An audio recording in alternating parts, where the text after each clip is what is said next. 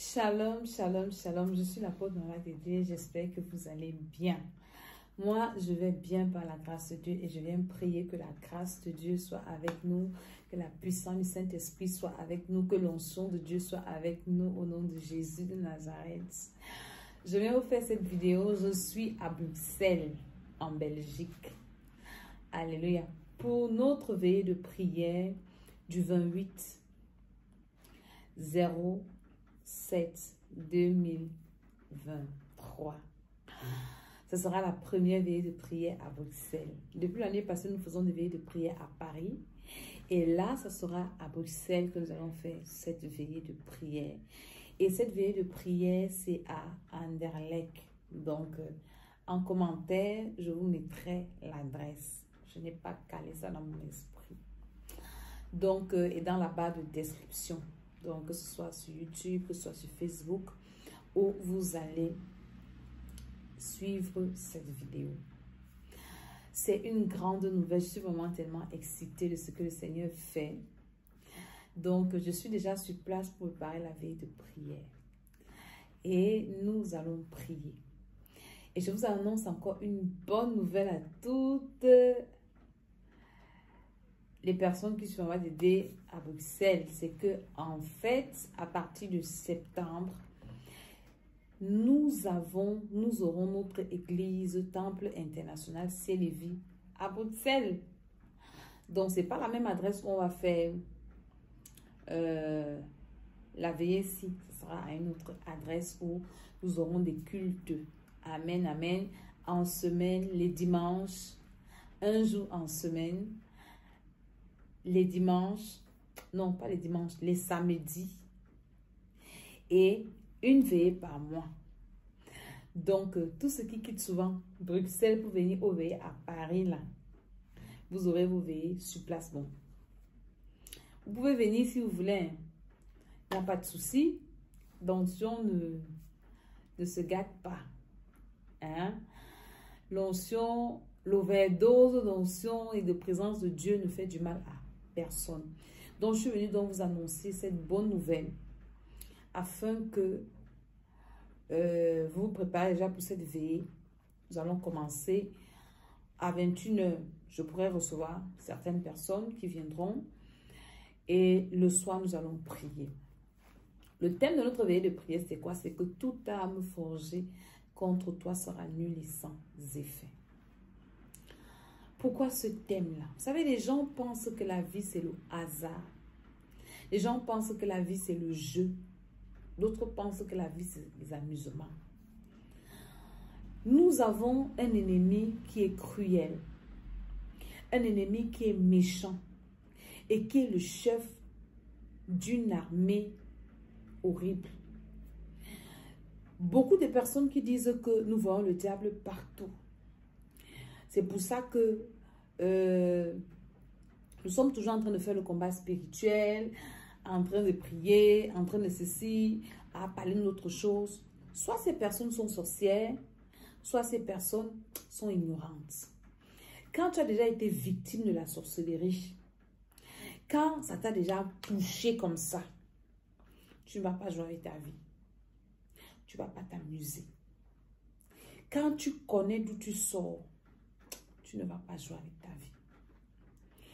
Le monde des ténèbres est tellement méchant, de telle sorte qu'ils utilisent toutes les armes possibles pour nuire à quelqu'un.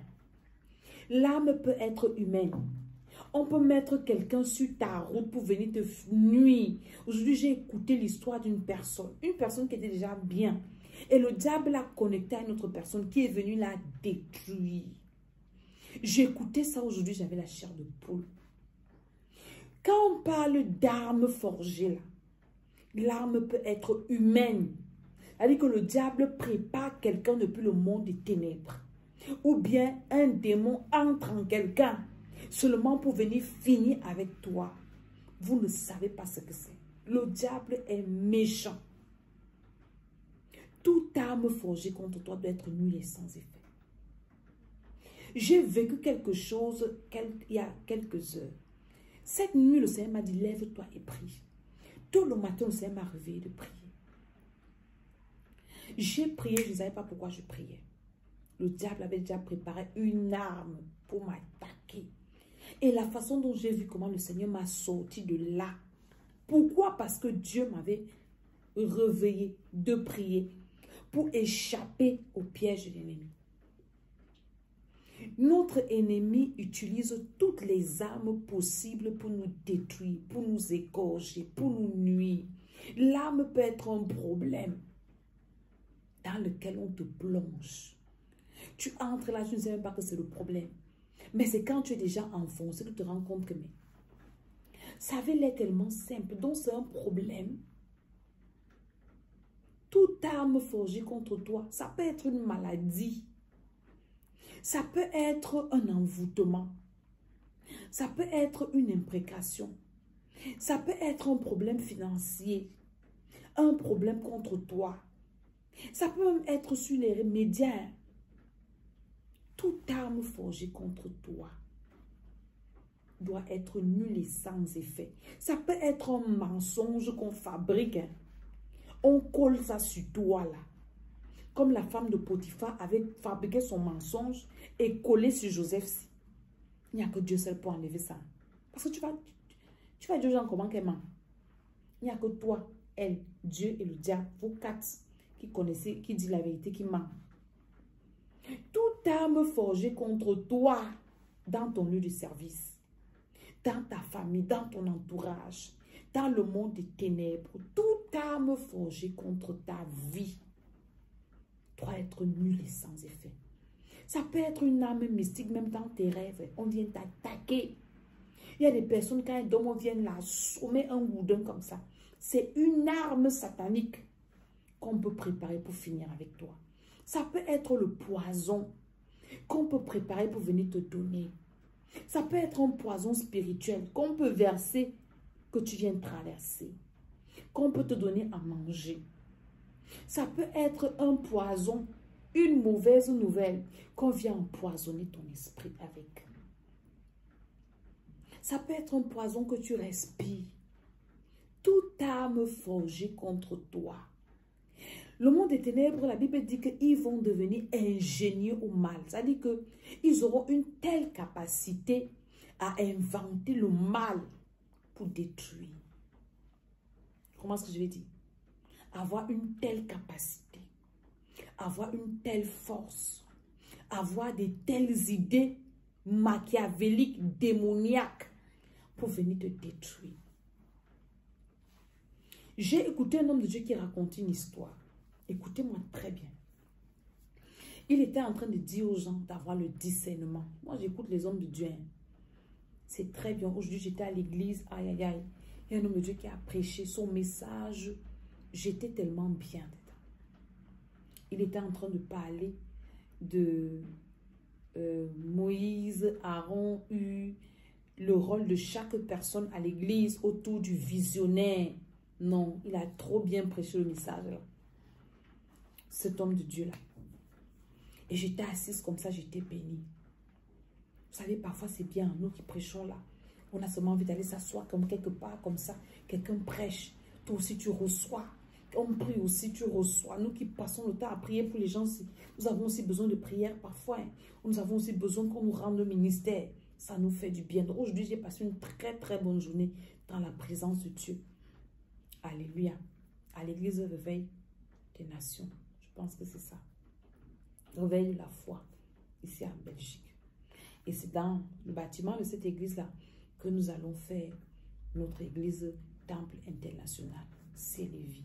Réveil de la foi. Je vais vous donner l'adresse. Et j'étais là. La chorale a fait une bonne adoration. J'ai une bonne louange. Et j'étais contente à l'église. J'étais là comme ça.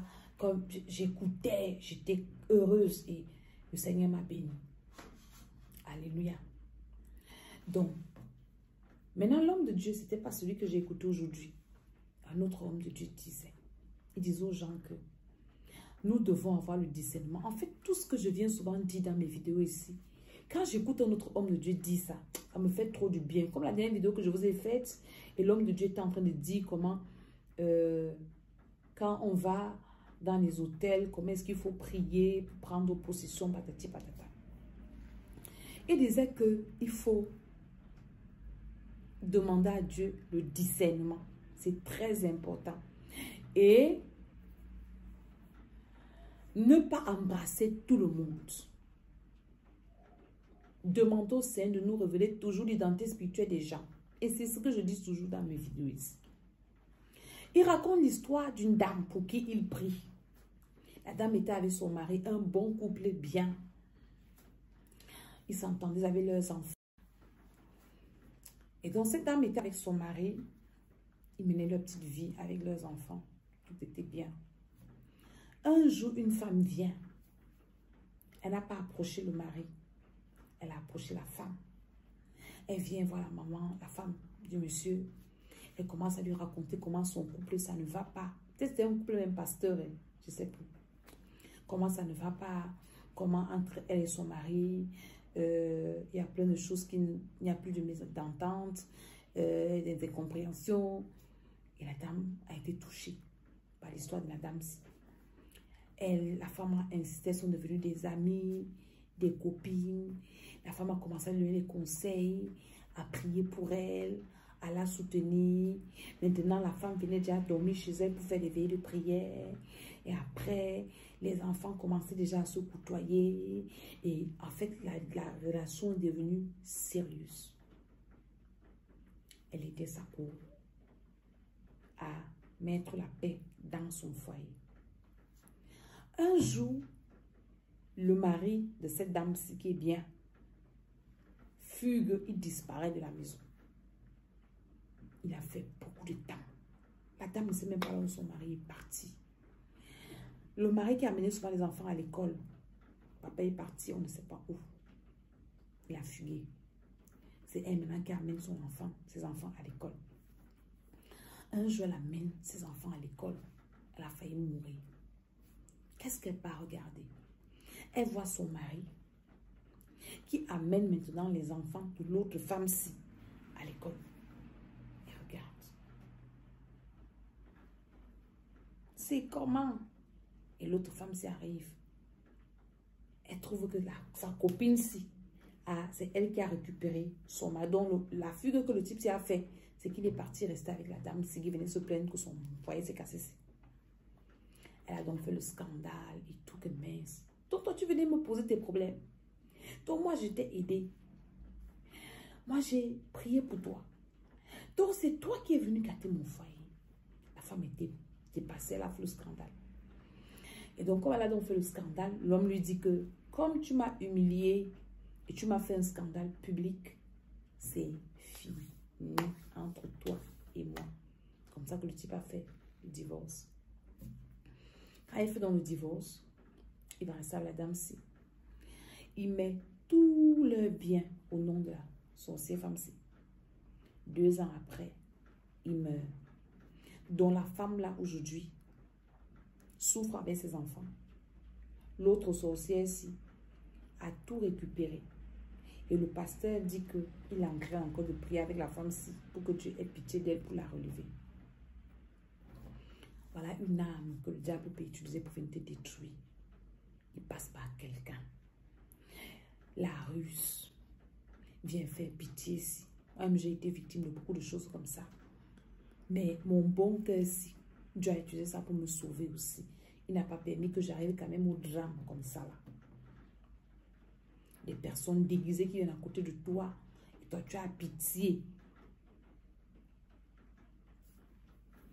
Quand je te parle que toute arme forgée contre toi doit être nulle et sans effet, je sais de quoi je te parle.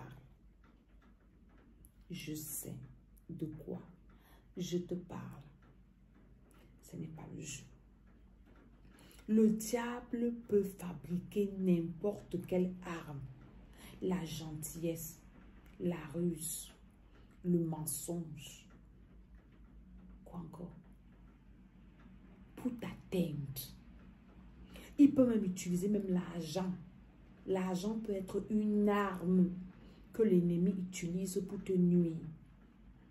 Quelqu'un vient là, il te donne ce que tu veux. Parce que vous savez, le diable, nous prend par rapport à nos faiblesses. Quand on sait que c'est l'argent qui est ta faiblesse, le diable va utiliser l'argent comme arme pour t'atteindre. Quand on sait que toi qui es femme là, dès que tu entends mariage, c'est ça qui est ta faiblesse là, le diable va utiliser cette arme-ci pour te finir. Il va te mettre un homme devant toi qui va te dire que je vais t'épouser. Hé, Seigneur Jésus. Quelqu'un te dit qu'il va t'épouser. Il vient te dire que tu es belle, que tu es exceptionnelle, que tu es ceci, ce qu'on ne t'a jamais dit. Il te prend. Il va même te dire que va vendre ta maison, viens me donner l'argent, je vais t'épouser. Il y a les femmes qui font comme ça en Europe ici.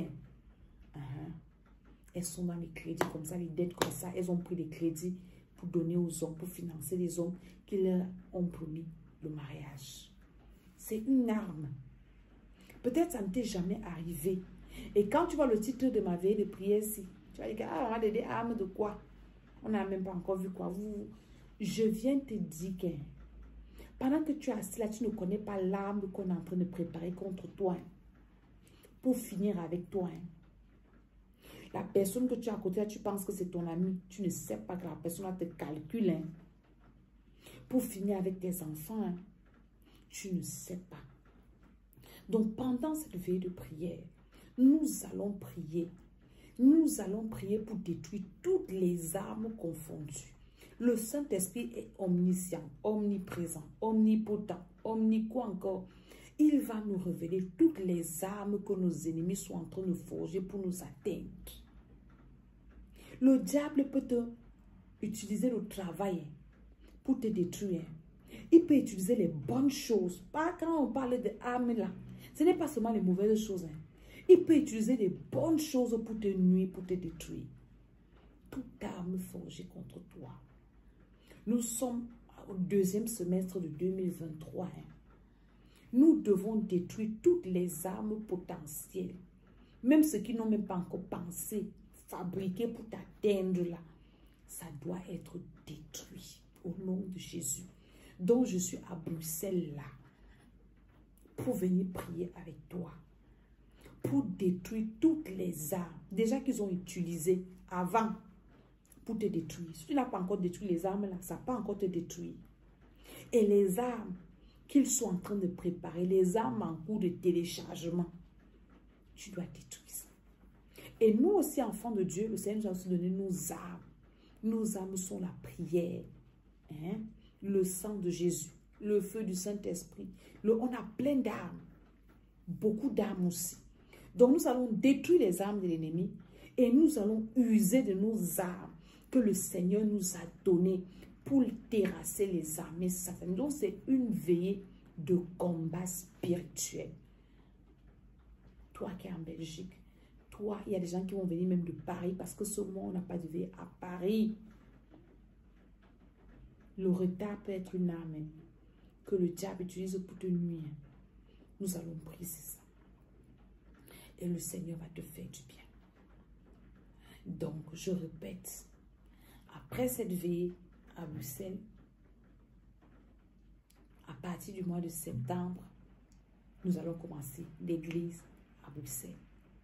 On aura culte une fois par semaine. On aura culte le samedi. On aura une veillée de prière par mois. Donc nos cultes seront des moments intenses de prière, de délivrance. Tous ceux qui ont ces problèmes-là, nous allons travailler dans la délivrance des vies. Est-ce que vous comprenez? J'ai une dame qui m'a envoyé un message, toujours ici dans les environs de Bruxelles, qui pleurait à chaudes larmes. Sorcière inconsciente, mais elle ne sait pas.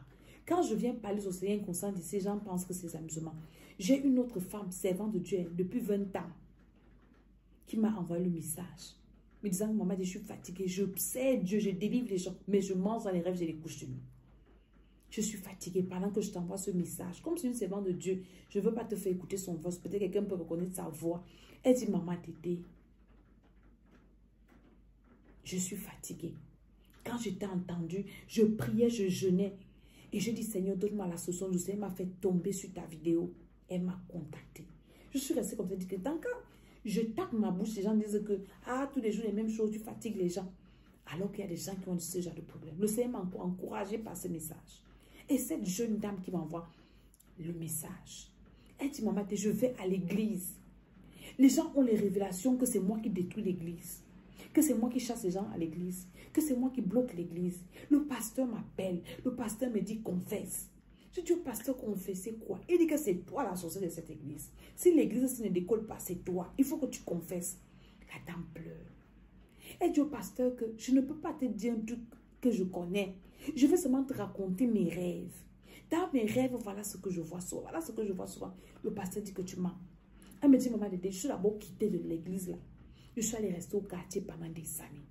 Parce que je ne comprenais pas. À l'église, quand j'arrive, on me tutoie. Voilà, sorcier qui gâte notre église. Elle dit qu'après, elle a commencé à écouter les enseignements pour un peu se documenter sur ce dont on l'accuse qu'elle ignore. Elle dit qu'elle a un peu compris ça par écouter son inconsciente et tout et tout. Après, elle est partie dans une autre église. Je ne vais pas trop retenir son histoire.